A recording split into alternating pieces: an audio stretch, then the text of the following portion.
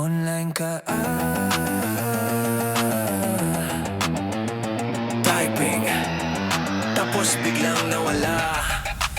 Pag chismis ang usapan, ikaw ang una sa eksena. Pero pag seryoso na parang nag-airplane mode ka na. Bro, musta ka? Sin lang ang sagot. Pero pag may chismis, bilis mo parang may motor sa likod. Lagi mong sabihin nandito lang ako, pero pag kailangan na wala ka na bigla, bro. Busy ka raw, may pinagdadaanan, pero story mo kumpleto, walang mintis ang galaan.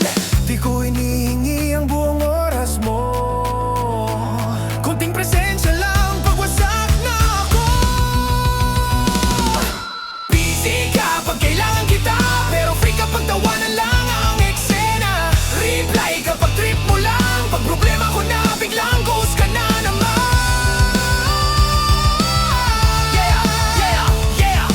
Busy ka pag kailangan kita, pero active ka sa lahat maliban sa tunay na eksena.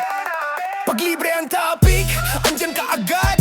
Pag ambagan na biglang nawawala sa radar. Ang lakas mong magsabi ng kaya mo yan, pero wala ka naman nung di ko na kaya mag-isa lang. Di ko kailangan ng hero o sermon, kailangan ko lang ng kaibigan, hindi comment. Sa may magkalang presensya, bigat wala, kaya natuto na lang akong tumawa kahit mag-isa. You say call me anytime, pero di ka matawagan. Lagi kang may dahilan, parang template na paulit-ulit na dahilan. I see you loud online, silent in reality. Selective ang concern mo, bro, that's not loyalty.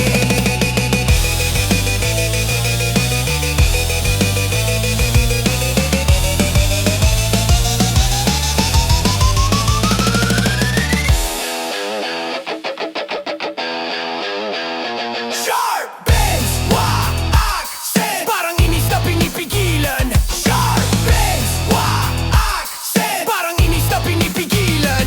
Sharp. Busy ka pag kailangan kita, pero present kapag kalokohan ang tema. Okay lang, sanay na ako dito, natuto na lang akong tumayo kahit wala kayo.